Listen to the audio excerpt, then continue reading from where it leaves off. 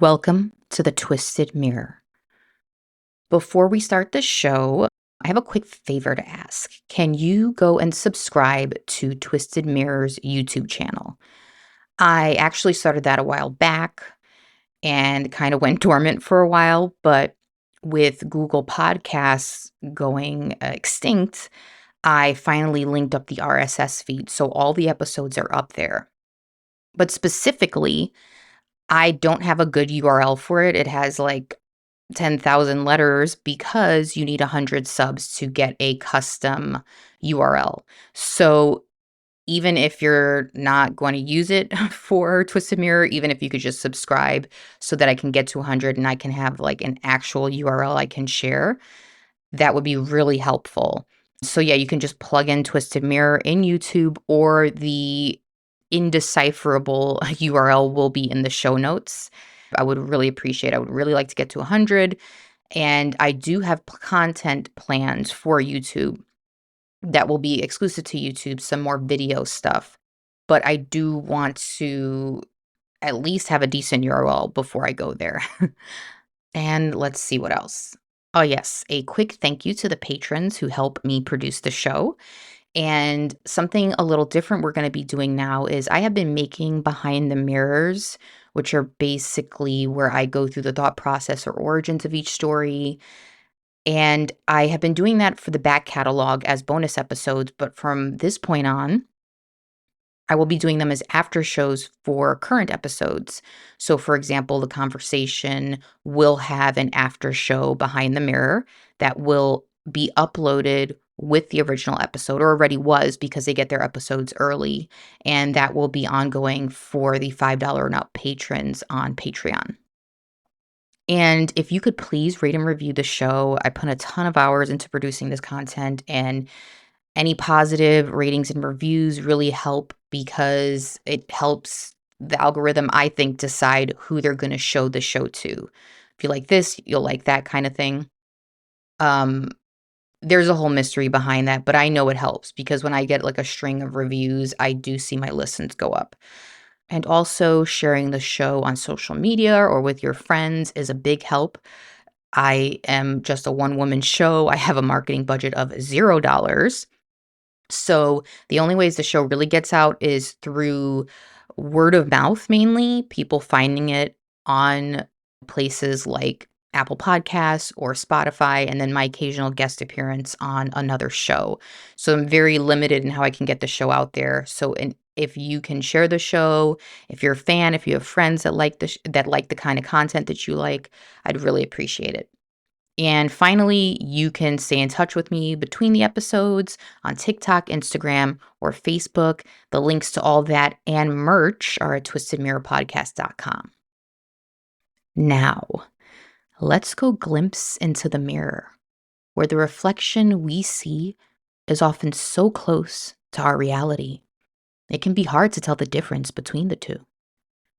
Make sure not to get confused, or you may have a hard time deciphering which is which. You are now staring into the twisted mirror.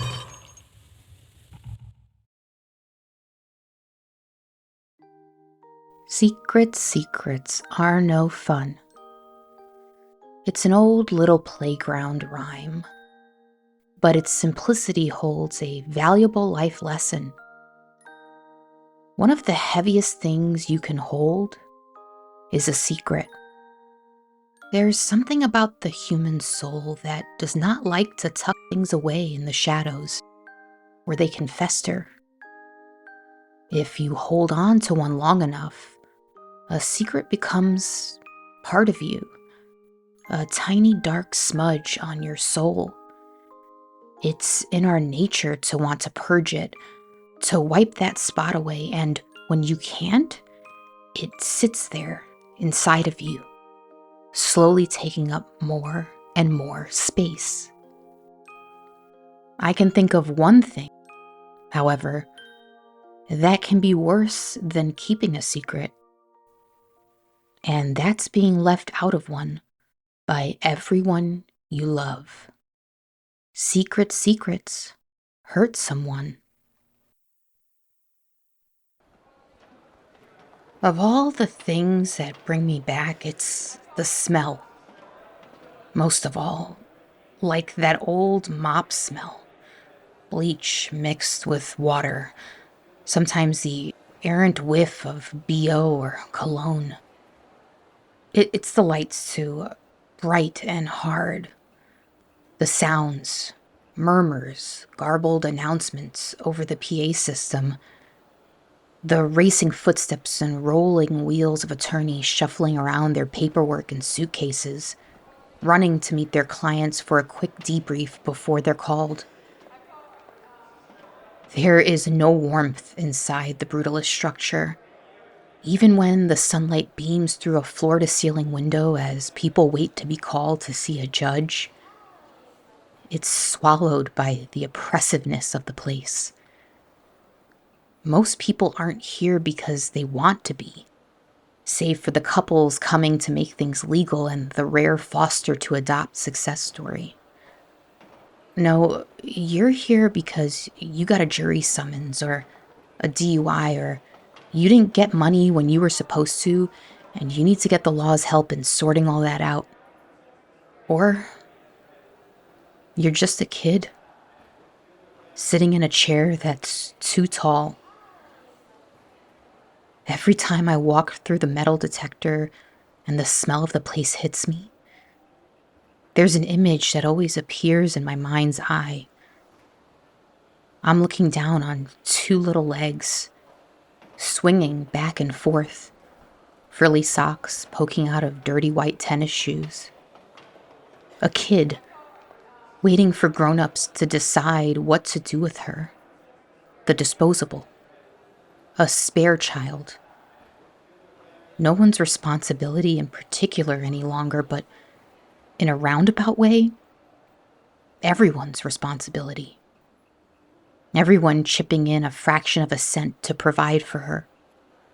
I pass family court every day on the way to my trial, and I try to think about how that little girl ended up right back here. It was inevitable, I guess, depending on if you believe in fate, because I am here. It has been done. But I promise you would have never guessed it if you knew me just months ago. The system, though, it's like a curse. Once it gets its eyes on you, once you become part of it, it never wants to let you go. I used to think that was bull, that I could get away, that I could alter the path on which that little girl was headed. But I'm here, alone again, a spare woman. No one's responsibility in particular any longer, but in a roundabout way, I might become everyone's responsibility again. Today is the day when I learn if it has me back in its bloated belly for good. The judge asks us all to rise. He goes through some questions with the jury foreman. In those seconds, I go somewhere. A place in my mind I have been many times since childhood, where I separate myself from my being. There, I can swallow whatever life throws at me, like gulping down a fireball and coughing up a little puff of smoke. I know what it all looks like, how if watching from the outside, you would think I was petty and vindictive. My lawyer didn't want me to speak. He said it's not worth it, that the prosecutors would try and trip me up, try to get me to react. They'd twist my words and intentions. Let the experts speak for you, he said. So I did. He's probably right. But I hope you'll understand how it all happened. How I loved them. And most of all, him. How something so small can grow so big. How something so seemingly benign can metastasize like cancer. Vince and I had our closest friends over for dinner. It was an early fall evening with a perfect crisp chill in the air. The leaves had turned, porches were decked with pumpkins and plastic skeletons. We all sat around the fire pit in the backyard of the house Vince and I had just purchased. In fact, that's what this whole gathering was, a little celebration of the culmination of years of hard work and career climbing. We had done things slightly backward, if you are still into the traditional order of things. Got the house before marriage, but marriage was on the way. We would be heading to Mexico for an intimate destination wedding come spring. My God, it's so beautiful out here, Rachel said over the sparkling fire. Rachel was someone I had met in my very first grown-up job, but a work friend quickly evolved into a real friend, and 12 years later, she would be the maid of honor at my wedding. I squeezed Vince's shoulder and cozied up against him. Thank you. We're just so happy we got it. The market was just brutal. It was like Gladiator out there. I felt like screaming, "Are you not entertained?" more times than I could count. The group chuckled. "You're welcome," Dallas chimed. Dallas, Vince's college friend, married to Bryce. They were solidly our designated couple friends. Bryce shoved Dallas. "Don't be such a slut for credit." Vince smirked. "You'd think that commission would be enough." Dallas snaked his head side to side and crossed his legs. "Well, that wasn't too bad either." "No, it's fair. You really went to bat for us. We appreciate you." I made sure to direct my most earnest eye contact to Dallas. "I knew you two had to have it. Sometimes you just know when a house was made for someone. When I saw this place, it checked all the boxes, and I don't know, it felt like the two of you. I could picture the both of you here instantly, sitting out by the fire, cooking in that disgustingly immaculate kitchen, and maybe room to grow." My eyes went back to Vince, who playfully raised his eyebrows at me. We were at that stage where people asked about kids. A lot. "So you two are starting to look for a house, right?" Rachel asked Bryce and Dallas. "You want a yard for the baby, I'm assuming." Dallas deferred to Bryce, who rolled his eyes. "What?" I asked. Dallas bit the inside of his cheek. "We're just having a little disagreement about that right now. He thinks we should get the house now. I think we're still interviewing surrogates and there's no need to rush. Even after the baby is born, they won't be walking for a year." Bryce leaned closer to the fire to take the floor. "He wants to live his city life, and I think we should start building community and settling down in a new place before the baby. Once the baby is here, moving is going to be such a huge stressor."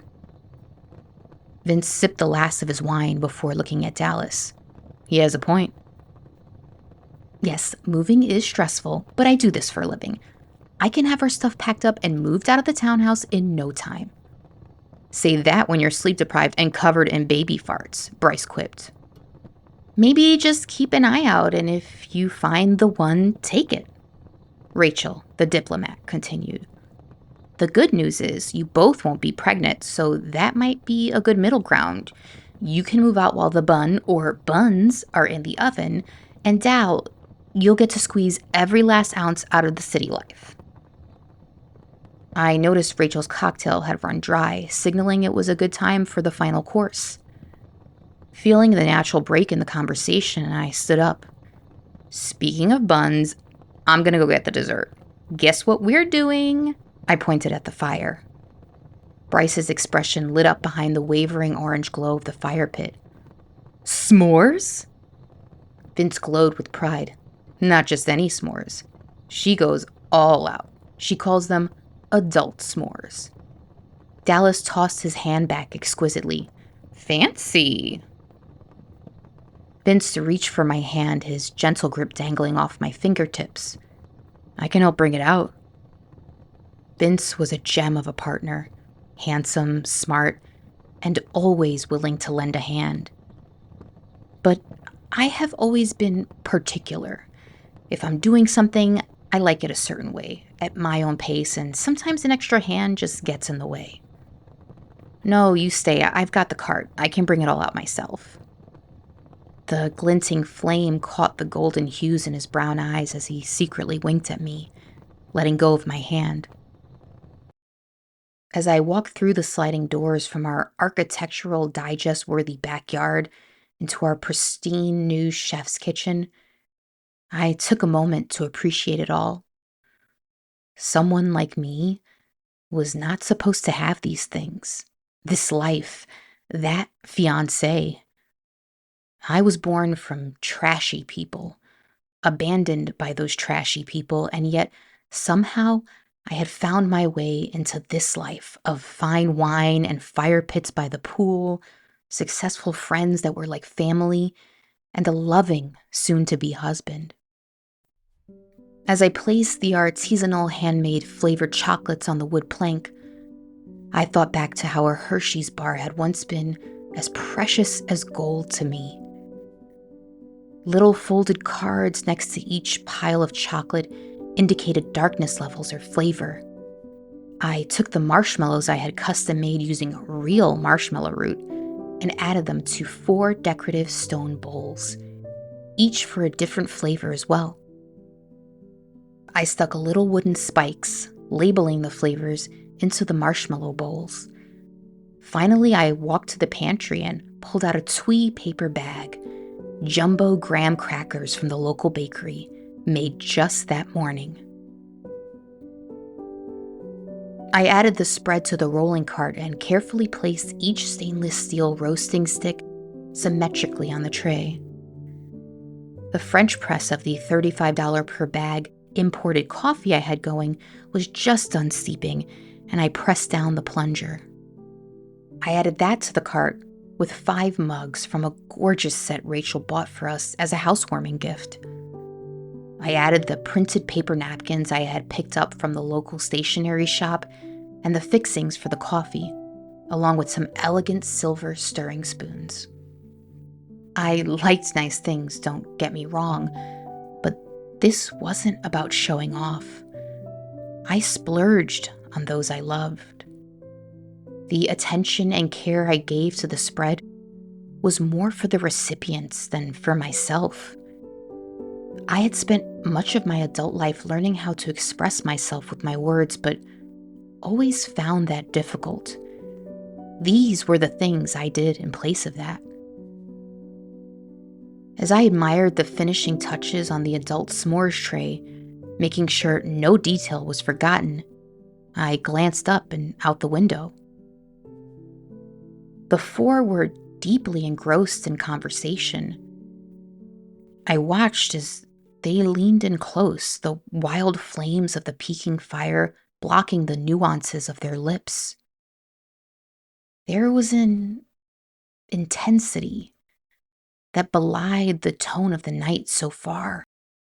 Hands were gesturing, arms crossing. We were a drama-free friend group. Growing up as I had, you learn to read body language to a fault. I'm always hyper aware of how others feel about me, of the subtle ways they move their eyes or the position of their shoulders or how they hesitate just slightly before saying things. Some of the places I lived required that I be constantly vigilant, and that's something that becomes ingrained in your bones, no matter how much you wish for blissful naivete. This wasn't a fun, ruckus exchange. This wasn't casual conversation. There was something weighty. The air around them had gone from light and airy to dense and heavy. Instinct drove me to step outside and find out what was going on, despite the knot in my stomach, an alert from that well-honed radar, indicating that whatever I was going to step into would not be like the cheerful banter we had been exchanging all night. As I made my way over, my mind raced at the possible scenarios. We had always gotten along really well. Vince was the easygoing type, more eager to talk things out than argue. Dallas and Bryce were practically a two-man comedy team, often using humor to diffuse tension while telling it like it is. And Rachel, well, like I said, she's a diplomat. As I got closer, there was no second guessing. I had a better view of resolute expressions, their taut postures, their voices jumbled under the ambient music playing in the background. But just like music, conversations have a tone, a melody. And the tone of this one, the tone was unsettling. As I got closer, Rachel touched Bryce's knee. He stopped mid-sentence and sat up straight, his staid expression bursting into an elated grin as he turned to look at me.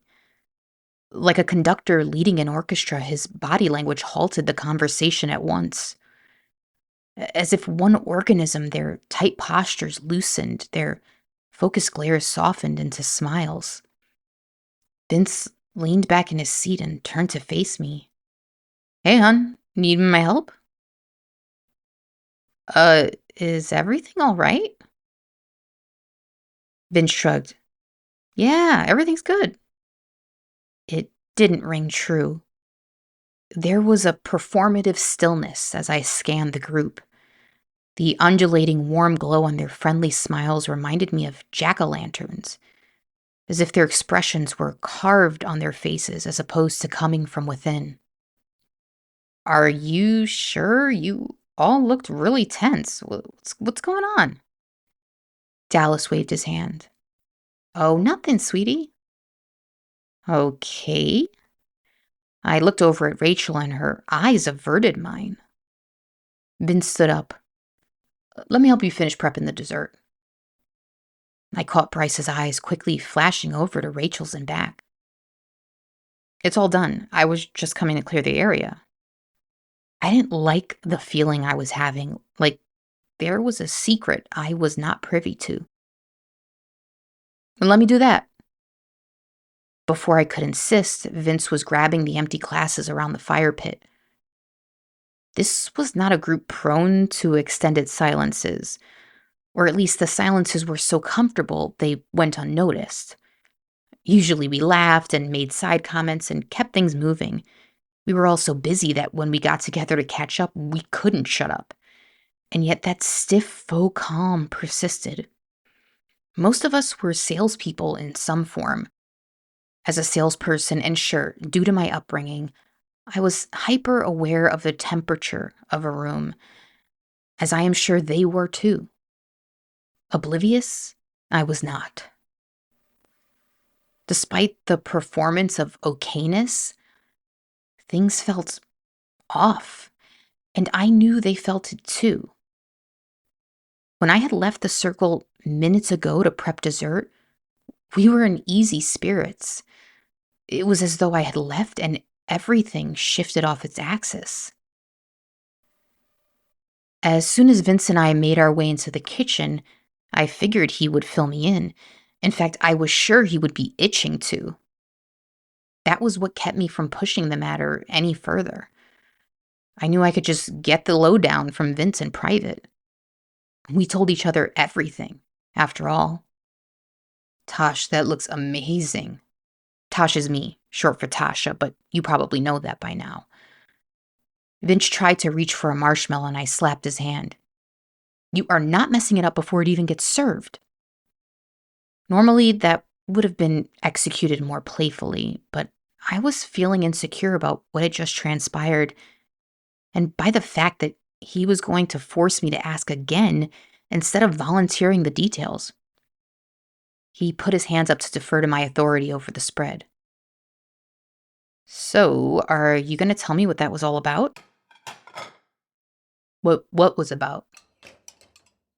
"The obviously tense conversation the four of you were having." He looked down for a millisecond and replied with forced nonchalantness. "It was nothing."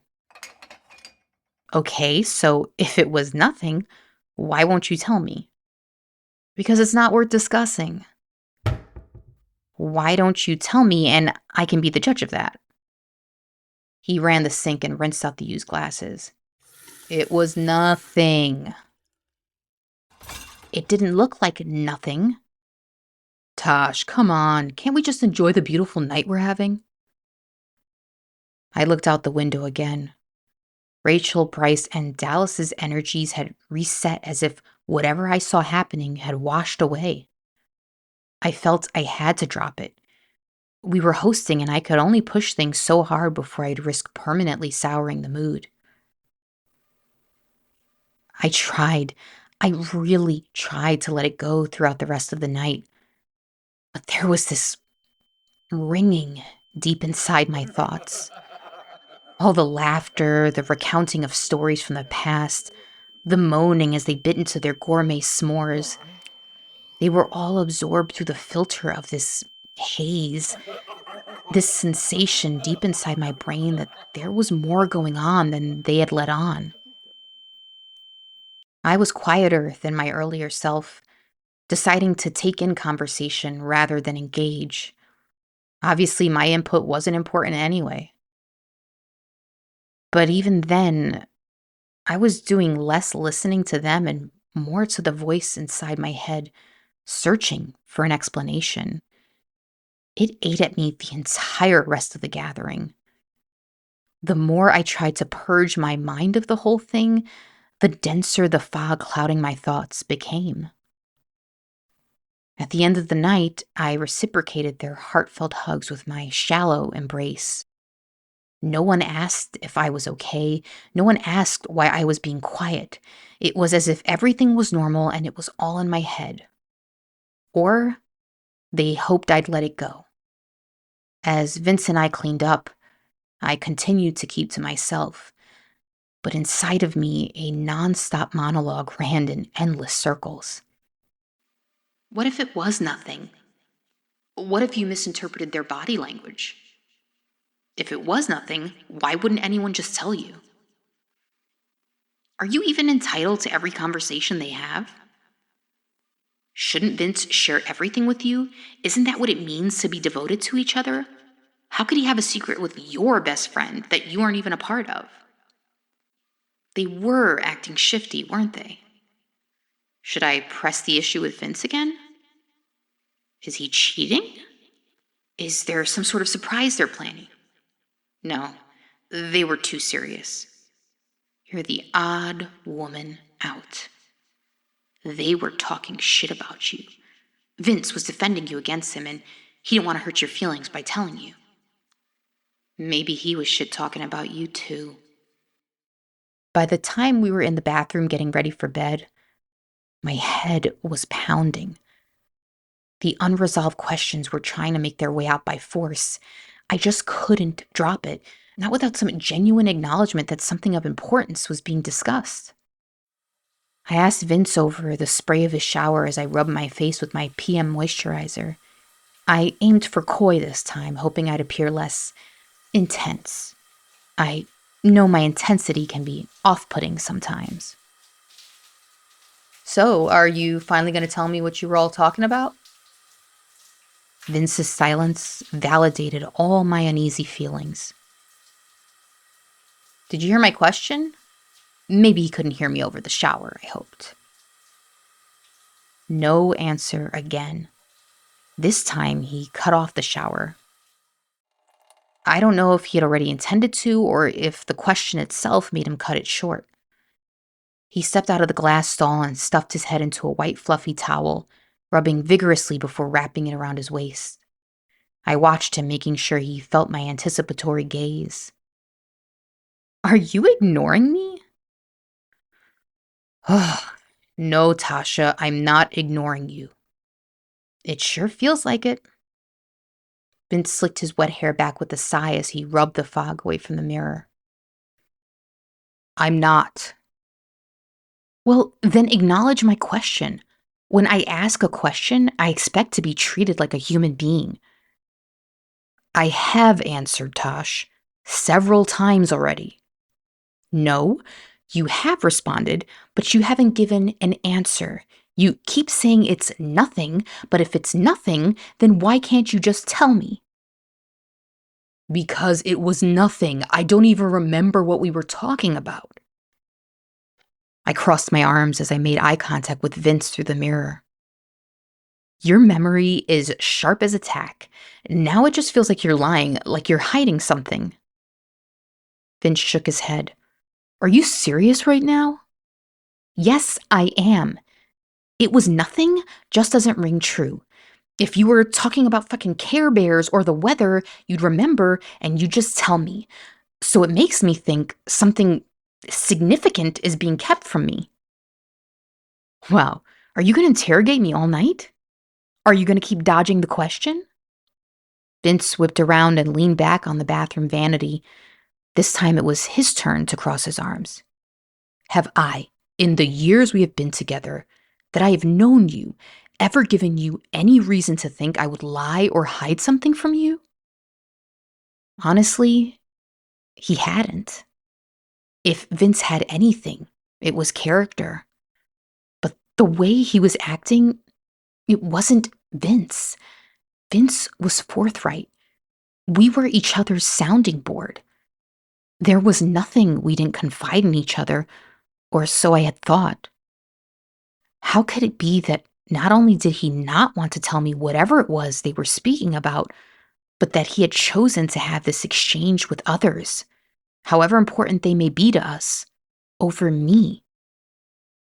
No, but Vince walked right past me, turning his body to avoid contact through the narrow opening and out to the bedroom. I followed. I'm feeling excluded, okay? Like my family, my chosen family. I stopped, realizing how dramatic I must sound.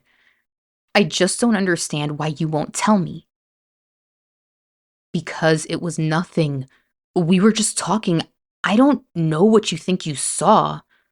What I saw was a very intense, purposeful conversation. Like maybe you were arguing or what? I don't know. Plotting or something. Plotting? Seriously, Tosh? Vince sat on the bed in front of me, his thigh peeking through the opening of the towel. He closed his eyes and cycled a long breath. He tugged on both of my hands, fixing his eyes on mine. He had some of the kindest eyes of anyone I had ever known. They were disarming. He was the kind of person people would tell their life story to, unprovoked. Tosh, my love, you're doing that thing. You know, you can't control everything. You can't control everyone. We aren't dolls in a dollhouse, pieces of chocolate on a s'mores board. We had had that conversation, but I was genuinely hurt by the observation. I had worked really hard on myself, and I didn't feel like I was doing what he said. I'm not trying to control anyone. People are allowed to have conversations you are not a part of. They don't have to report their findings to you. It doesn't mean they don't love you or care about you or trust you. Why would someone hide something from someone if they trust them? My God, Tosh, no one is hiding anything. Come here. Vince pulled me onto his lap and pressed his forehead against my shoulder. I sat on his exposed hot thigh, and feeling so iced out that contact grounded me to him. I will never understand what you went through, what it was like to be shuffled around, to live in homes where you were treated like an outsider or worse. But we are not those people. We all love you. Part of love, part of trust, is faith. It's not trust if you don't trust. He had a point. Sometimes it was hard to gauge what a normal relationship was, what a normal family was. Vince had a great childhood, the kind I fantasized about as a child. His parents were still together and doted on each other. He was the apple of their eye, their golden boy. I often learned about healthy relationship dynamics simply from being with him. I knew how lucky I was for him to want to be with someone like me, someone who came with baggage, someone who didn't come from the same world as him, someone he had to untangle like an endless series of intertwined knots. He was my compass, and it was disconcerting that very abruptly, I felt as though he wasn't pointing true north. Even after years of therapy, it always felt like I was learning about family and love from a manual. It was a language I didn't learn until adulthood, and all the nuances would never fully ingrain in me the way they would had I learned them as a child. Vince, Rachel, Dallas, and Bryce were my only family. Vince would be legally family soon, and we had agreed to be the godparents of the guy's future baby. I thought I had overcome it all, that I had finally become fluent. But this incident, if you could even call it that, it made me feel like I might never fully understand. I resisted the urge to prod further, to beg one last time, even if it was a silly thing, even if they were making fun of me for being such a control freak about the dessert spread. Despite that decision, I still wanted to know. It was not knowing that killed. But Vince was right, I think. Trust isn't trust if you demand full access. That's tyranny. I had to learn that I wasn't that kid anymore, forced to eat after the real family had their fill. "I love you, Tosh Bagosh," he said, rubbing his nose into my neck like an overexcited puppy. It always made me smile when he called me that. "I love you too," I replied, this time with the slightest hesitation.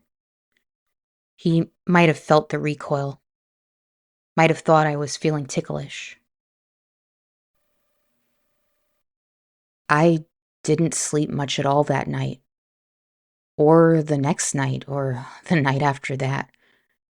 I just couldn't stop rehearsing what they could have been talking about. Despite all of Vince's reassurances, I couldn't shelve the doubts away. If it was nothing, a harmless little chat, why the refusal of all four to clue me in? Why the abrupt end to the conversation upon my arrival? Why was this so-called nothing being treated as something? These people have never given me a reason to mistrust them. They were good people, people I had known for many years. Two of them thought highly enough of me to ask me to be the guardian of their future child in the event of their untimely demise. But the question had infected my thoughts. No, Vince, Rachel, Dallas, and Bryce weren't pieces on a game board I could control. But wasn't I owed something? Shouldn't Vince want to put my mind at ease? With our busy jobs, Vince a VP at a bank and me a mortgage professional during the most crazy market in real estate history, and us settling into our new home, maybe he didn't notice my distance. I had plenty of reasons to be tired and stressed, but after days of running on just a few hours of sleep, and the parasite of doubt continuing to feed on my every waking thought, I texted Rachel. "Hey, want to grab lunch tomorrow? On me." She agreed. The bistro I chose was a popular lunchtime spot for white-collar professionals in the area. Tables were clad with pristine white cloth. Utensils clapped against porcelain as the buzz of business deals played as a backtrack. Rachel worked just a few buildings down, so it wasn't unusual that I'd invite her out to lunch when our schedules permitted. We talked about the usual, the new person she had been dating and the politics of transitioning from online hookup to something more real. We talked about work, celebrity gossip, pretty much anything but what I really wanted to ask. As the conversation went on, it became more uncomfortable to bring up what seemed to be forgotten history to everyone else. When the check landed on the table, I tried to deliver my question as casually as possible, sliding my platinum Amex into the check sleeve. "Thank you, I'll get us next time," she said. "It's my pleasure. So, I've been meaning to ask." Rachel cocked an eyebrow. "You know when you and Bryce and Dallas came over for dinner and I went to make the s'mores?" Rachel's eyes narrowed with curiosity. "Yes?" "I know this is stupid, but I felt like something happened. You were all talking about something." The server came by and reached in front of me for the check. I ducked under his arm so I could keep the line of communication going. "Like you were talking about something." Rachel adjusted her posture. "Well, yeah, what else would we be doing?" "Was something wrong? Are you okay? Are the guys okay?" "Yeah, everyone is fine last I checked." It, it just, it's just that it felt like it was something serious. Serious? How? Your body language, gestures, the faces you were making, it seemed intense, you know? Nope. So, what was it then? I just felt like everyone stopped when I got there.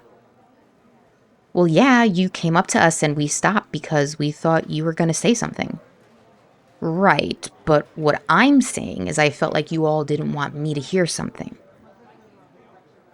Rachel just stared back, giving me nothing, waiting for what I would say next. "Were you talking about me?" "Tash, what?" "Then what were you talking about?" She shrugged. "Nothing." "Well, not nothing. You were talking about something. You weren't sitting there in silence. We were just shooting the shit." "About?" "Nothing." We're going in circles. Why can't I get a direct answer from anyone? Don't you see how that makes me feel even more suspicious? Because it was nothing. We were just talking. I just I just don't understand why there's this wall of silence. Wall of silence? Jesus, I don't know what to tell you. Just tell me what you were talking about. I didn't mean to raise my voice, but it was enough for the table next to us to stop what they were doing and look over, and for the server to almost flinch as he continued his impeccable timing by returning my card right as I snapped. Rach slid her purse on over her shoulder. "Tash, it was nothing," she said as she stood up. She glanced at her phone. "I have to get back. Thanks for lunch again." As I am sure you already know, that conversation did nothing to alleviate my anxieties. Rachel was not like this. Rachel was friends with the whole group, but she was mine. She was mine the way Dallas was Vince's. I looked down to see my hand shaking. My heart was racing. I could feel my pulse beating in my temples. Something wasn't right. If it was a fun surprise, Rachel would have flirted with that. She would have been playful, cutesy. Rachel was not one to shut down, to put down hard lines, to stonewall. She didn't enjoy conflict and would have weaved the path of least resistance. My mind started spinning hard and fast. It was nothing, they insisted. But then why did it hurt so much? Why did it feel like they were hiding something? I couldn't focus on work the rest of the afternoon, not without getting some sort of answer. The valet pulled up with my car, and instead of heading to work, I drove to First North American Bank. Vince was having a friendly chat with a coworker who was hanging out by the entrance to his office when I walked in. His smile changed shape as he popped up in his chair when he saw me. "Hey, honey, is everything okay?" "Yes, everything is fine." But Vince knew well enough that I was saving face in front of his coworker. I barely turned to his colleague. "Hey, Mike." Mike moved aside, greeting me before politely taking his exit. Vince walked up and guided me into his office, closing the door behind me. "What's wrong?" "Why won't you tell me what you were all talking about at dinner?" Vince was visibly exasperated. "Dinner? What are you talking about?" "When we had everyone over, while I was making the s'mores." "Wow, this again?" "Yes, this again." I. It was nothing. Nothing." "Then why won't you—" "I'm not doing this again. I just had lunch with Rachel and she dodged an answer too. She's my best friend. You're gonna be my husband. If something is wrong, I need to know." "So what, you're going around interrogating people?" "No, I am simply trying to understand why the two people I am closest with in the world are hiding something from me." "No one is hiding anything from you." I paced around Vince's office as he closed the blinds. "I need you to stop dismissing me." "I'm not dismissing you, but you've built this narrative in your head that there's some grand secret." "You're both intentionally not telling me what was said. That is the definition of a secret." "No, there just wasn't anything going on." "But you aren't acting that way. You're acting like you're protecting this conversation." "I can't believe you walked into my office in the middle of the day with this. You're fixating. Have you called your therapist?" "Don't. Don't you do that," I snapped, pointing a finger at him. "Don't make me feel like I'm crazy. Just tell me." "It was nothing." "Oh, come on. Nothing, nothing. You keep saying that, but that's not what that means.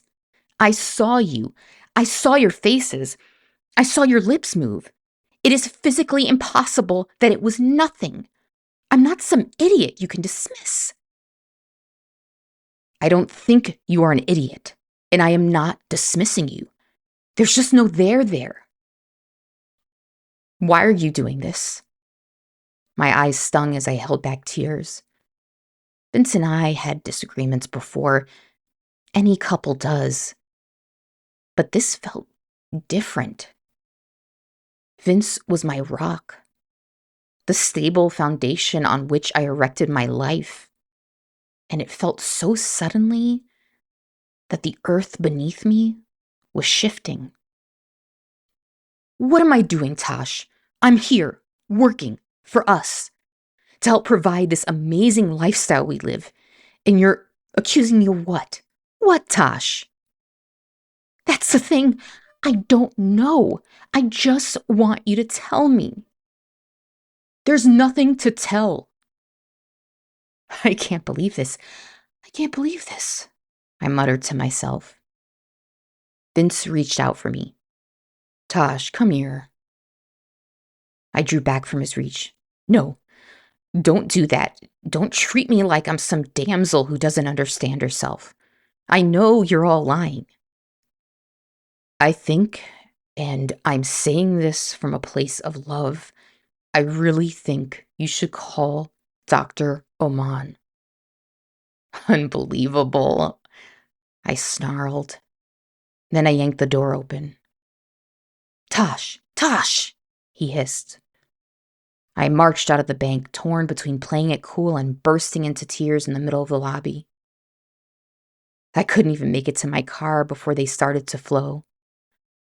I didn't know if I should trust my instincts or the people I loved. One side was lying to me. One was filling me with insecurity. One was betraying me, but I wasn't sure which. I thought about calling Dallas or Bryce, but I had little faith they would clue me in. So I called my office to let them know I'd be working from home for the rest of the afternoon. I did go home, but I wasn't going to work. I burst through the front door of the home that was a symbol of the beginning of the rest of my life. The home I never had growing up. Safe, secure, filled with unconditional love. The modern gray architecture that was fresh and open now felt like a frigid mausoleum.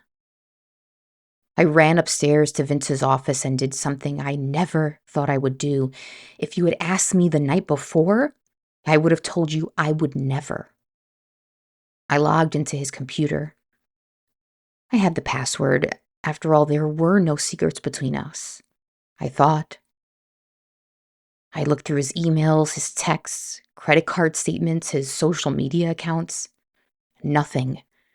Not one clue.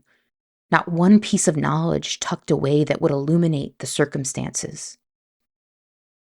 Then I tore through his desk. By the end of it, I was only more desperate, more bewildered. After pulling myself together, I put everything back in its place.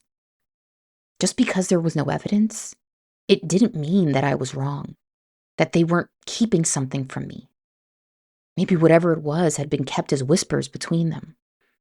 I didn't know what to do with myself. Between pacing around aimlessly and cursing in tears, I called Rachel, who didn't answer. At that point, I felt I had no other choice but to find Bryce. Dallas was Vince's, and so was Bryce by extension, but we were the partners. There had to be some loyalty there, some sort of understanding between us. I texted Bryce, asking if he was busy. "I'm getting ready for my shift. What's up?" Bryce was a nurse. I asked for a quick call. He agreed. Our exchange only affirmed my suspicions. We went in the same exact circles. It was nothing. There was no secret. But still, whenever I asked for the content of their conversation, even if it was something as mundane as what they had for lunch, I was met with, well, nothing. And it wasn't just the words they all spoke. There was a reservedness, a coldness in their responses. Normally chatty and warm, Bryce kept his answers short. There was an invisible wall I couldn't breach. It was like they were all circling the wagons, and I hadn't the slightest idea why. Calling Dr. Oman crossed my mind, but it was after business hours at that point, and frankly, I just knew she would be part of the chorus to tell me that I should let it go, or that I should communicate with Vince about how I felt. That looking through Vince's stuff was a breach of trust. All those things made sense if you believed there was a chance I was imagining this. But I wasn't. I know what I saw. I know what it's like to be excluded, to be the extra in a group. I lived it in the homes I lived in, at the schools I bounced between. I thought I had escaped it, but I found myself in a nightmare that despite all the work I had done, I had ended up right back where I started. I would never belong. I would always be an extra in the cast of everyone's life. I would never have a true family. I would always be alone in this world. When Vince came home, I had lost track of time and was sitting in his office. At that point, I had just been sitting there for who knows how long, seething, ruminating, devastation, birthing wrath. I didn't deserve this. I was making a beautiful gift for them, showing them my love by feeding them. And they sat by the fire and schemed. I ran out into the hall and tried to regain my composure before he would lay eyes on me. I had no plan. It was all so dizzying. My life was spiraling, and I didn't even know why. Tosh, Tosh, are you home? He called out. I swallowed back as much emotion as I could muster and trotted down the steps. Vince looked not like himself, gray, like all the vibrance had drained from his face. Can we just put this behind us? He asked. I wasn't ready to, not even close, but I had no energy left to fight at the moment. Let's just have dinner, I responded. I ordered delivery. Vince showered as we waited for it, giving us each space to decompress after a long day. I set up the table and takeout containers in the meantime. Eventually, Vince ambled down, his steps almost floating, like he was lost in his own home. Tosh, did you go through my office? I couldn't lie. I thought I had put everything back as I had found it, but Vince was meticulous. He wasn't asking to confirm, he was asking to see if I would fess up. The irony. I just stood there like a scolded child. The expression he wore on his face made me feel like I was dissolving in front of him. I'm really disappointed.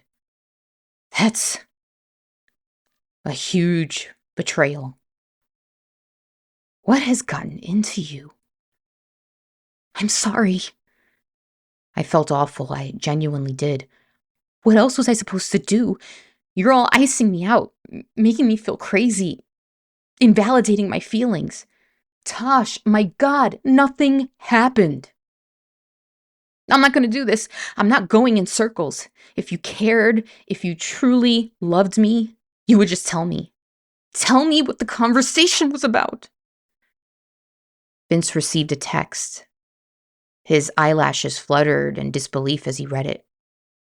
You called Bryce? So? What, I don't have a right? He's my friend too. Or am I not part of your little clique? With every reply, Vince inched closer to the table. You're not making any sense. Rachel, my best friend, my fiancé.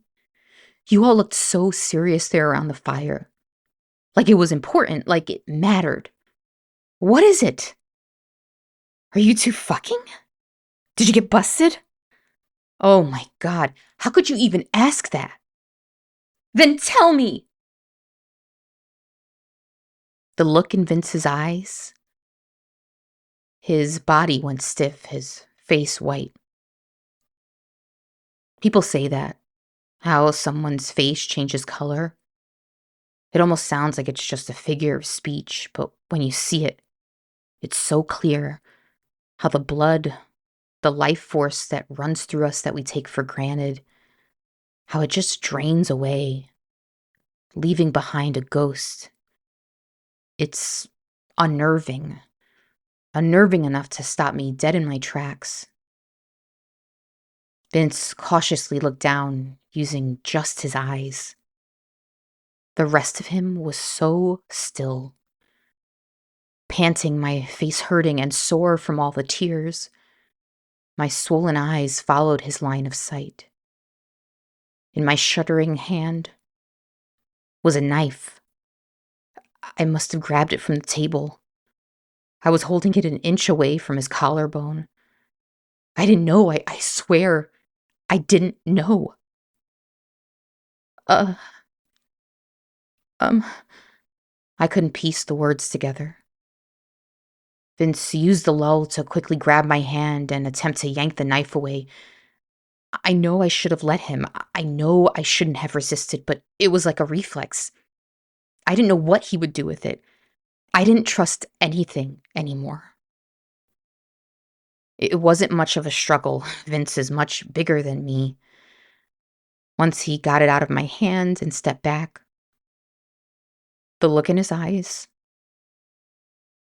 I knew I had broken something between us, irrevocably. He saw the damage in me. He saw the damage in me.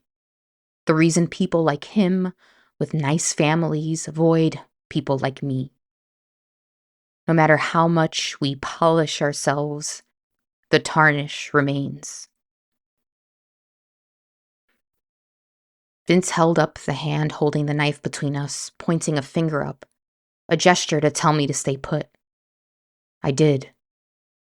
Both of us were breathless, disheveled.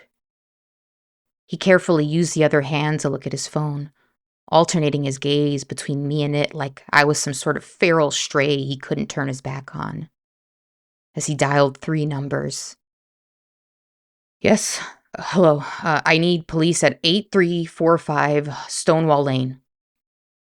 My girlfriend just tried to attack me with a knife. No, I took it away. Yes. I pleaded quietly. No, Vince, please don't. But it was too late.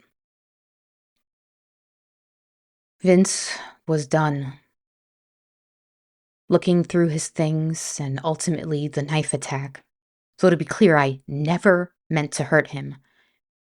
Had put him past the point of reconciliation.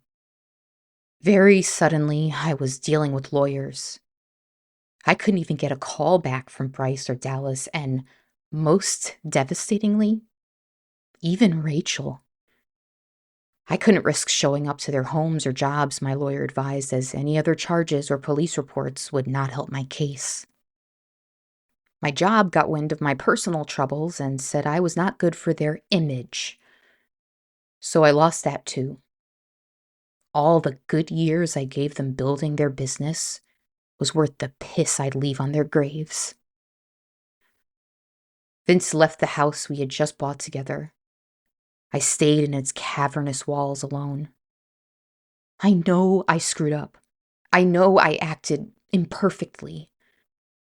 But this all felt so unjust. Where was their accountability in all this? How could they leave me out in the cold? How could they just toss me aside like I was nothing? How could they take no responsibility for the way they toyed with my mind and emotions? I was good to all of them.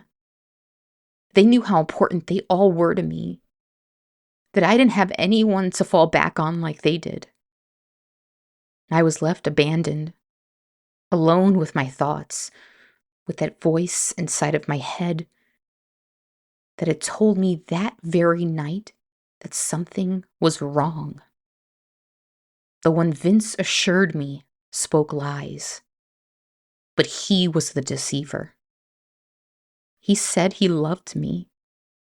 He got on one knee and promised to love me forever, to never leave me.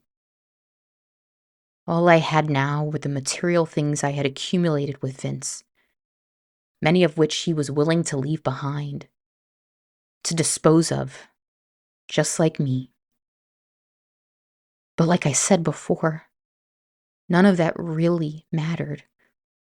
Not if I couldn't have it with them, with him. I had nothing. That word. But I was at least owed an answer. I deserved to know what was so important that they would throw years away of friendship, companionship, and love. If they had just told me, none of this would have happened. After weeks alone, dealing with the frenzied collapse of my life and new legal troubles, I made a decision. I would get my answer. It took about 2 weeks of watching Vince from a distance. Most days he would go to the apartment he was staying at, but finally he changed course and instead went to La Rialta, one of our favorite restaurants. I can't tell you the pain I felt as I watched through the huge front windows as the gang stood up to greet him. Dallas, Bryce, and my Rachel. My greatest fears had been proven true. I was an outsider. Maybe that's what they meant when they said they were speaking about nothing. The answer was right in my face, all along. You are nothing. It was early on a Wednesday night, so the restaurant was quiet. I stood, shrouded by my black hoodie, standing on the damp street, watching them through the window as they chatted and placed their orders. There was an empty seat at the table, and I wondered if they thought about me at all. Well, they were about to. The bell rang as I opened the door to the intimate restaurant that Zagat says has the warmth of Nona's kitchen with the understated elegance of the Mona Lisa. The candle at the table lit up their faces, just like that night around the fire. My last moment of happiness. At first, they didn't notice me.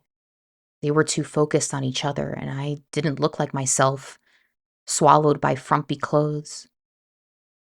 The hostess asked if I was picking up a delivery. I nodded, never taking my eyes away from the gang, and she said she would be back with my order. It wasn't until I was feet from the table and pulled down my hood that Rachel caught sight of me. She stopped when she saw me, just like she had that night, and all the others followed. It was like deja vu. Great to see you all having a lovely dinner. Tosh, you shouldn't be here, Vince said. Don't I know it? Was that the plan the entire time? Huh?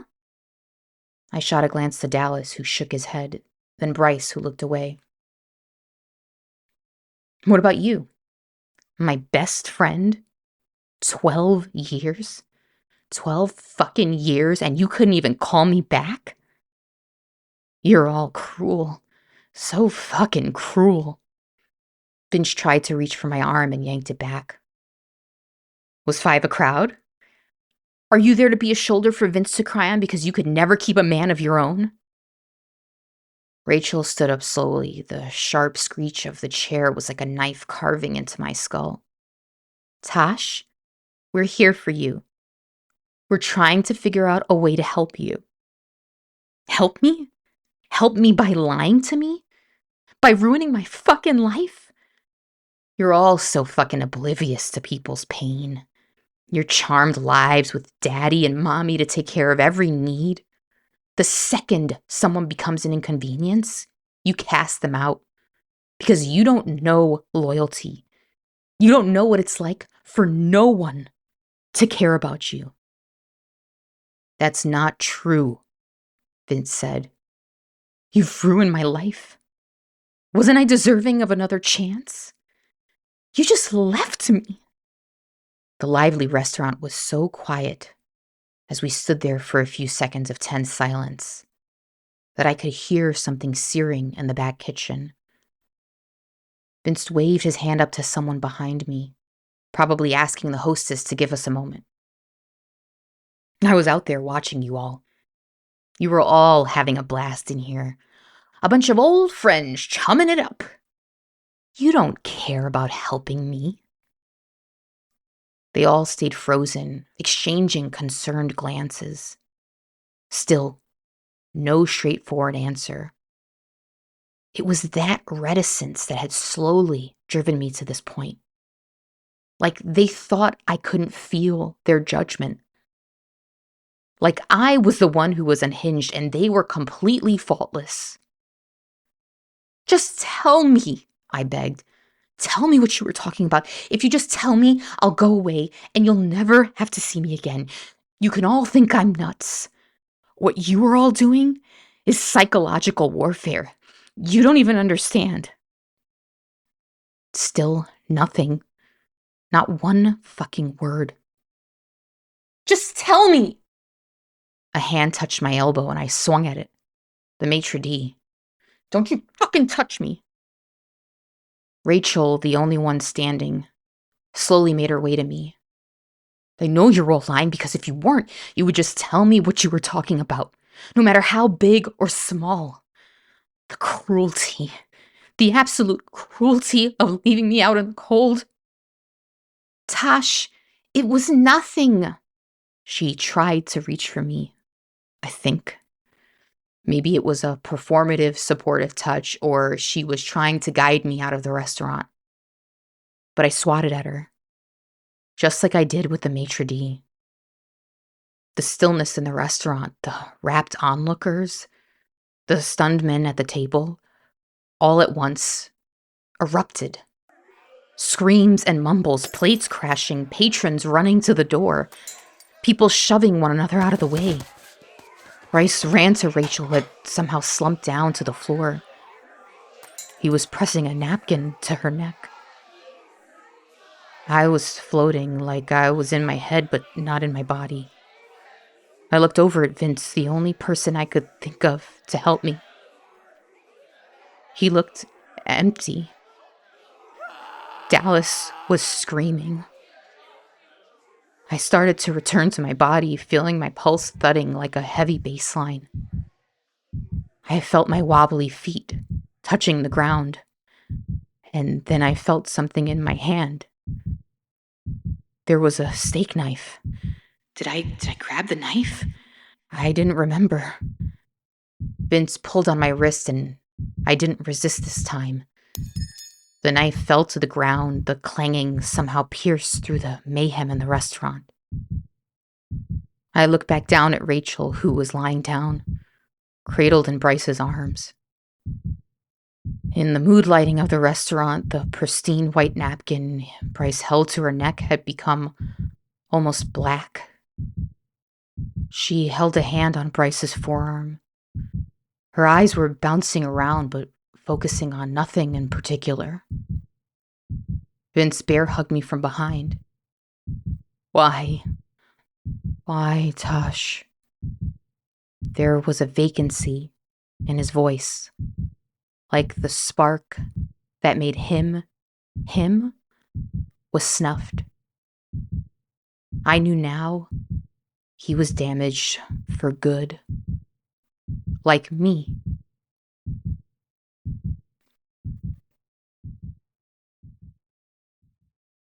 Honesty. That's what this is all about. And now I have to be honest with you. But please understand that I did what I did, holding off on telling you everything, so you feel just the smallest sting of betrayal. So you can understand how I felt, at how my people turned on me, left me out of their secret. Because make no mistake about it, there was something they weren't telling me. Everything I have told you so far has been the truth. I should clarify, all the events I described took place exactly as I have described them. But there is more to the story. Now, you have all the facts you need, but I want to tell you everything. Otherwise, that would make me a hypocrite, wouldn't it?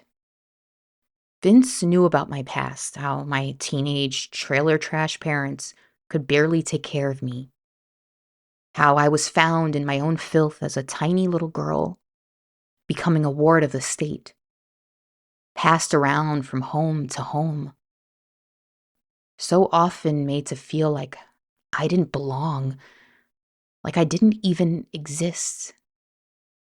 All of that was true. But there was one part of my past that I knew would make me unlovable. One thing I could never share. Because someone like Vince would have never given me a chance if he knew. And in some ways, you'll see, it didn't happen. It was erased. And if I didn't exist, if I was just some spare person, invisible to society, then did it really even happen? Most homes I had stayed in were just like I told Vince. But when I was 13, I had finally found a nice family. They had 2 4-year-old twins, too young to see me as an intrusion. The mom and dad never hit me or made me a live-in maid or gave the children things I couldn't have. They didn't make me eat their scraps. There were no unwanted secret visits. They made sure I had nice clothes and things so the kids at school wouldn't pick on me. I had finally felt like an insider, an equal. The Howells. I dreamt that one day they'd give me the news that I too could be a Howell. They never said it, but I was a good girl. I got good grades. I was always on my best behavior, and I felt they cared about me. For the first time in my life, people saw me. I mattered. I existed. Then one day they sat me down. I thought they were going to tell me that I was finally one of them, that I would be adopted. You could imagine my excitement. And then the heartbreak. Because what they told me was Mr. Howell had gotten a job offer outside of the country, and that I couldn't go with them. I'd have to go back into the system. God only knows what my placement would be. I was almost 15, and who wants to take in a teenager? It was all a lie. I was never one of them. If they cared about me, they wouldn't have left me so easily. I didn't cry. I didn't want them to have my tears. I just went to my room and shut the door, prepared to vanish into the web of social workers and group homes again. Alone, I cried myself to sleep. When I woke up, I was soaking wet and cold. There was this smell in the air, like dirty pennies. It was still dark outside, but I could hear the television playing faintly downstairs, even through the closed door of my bedroom. Something in my gut told me to check on things. I opened the door to my bedroom, and all the other bedroom doors were closed. It looked as serene and safe a home as it had any other night. But I felt sick to my stomach. You can feel when a house is dead. I opened one door and found the twins still in their bed. I was afraid to turn on the lights. The blood looked black in the darkness, just like the way it looked on the napkin pressed against Rachel's neck at La Rialta. But it was all over them, like some evil blob swallowed them up. I got to Mr. and Mrs. Howell's room. Mrs. Howell was in the dark, gleaming abyss of their bed. Alone. I followed the sounds of the television downstairs. The blue glow of some late-night infomercials lit up the whole first floor. I walked through the kitchen and towards the living room. The sofa was facing away from me. Mr. Howell was sitting there, just like he was still watching TV. The knife was sticking out of his neck.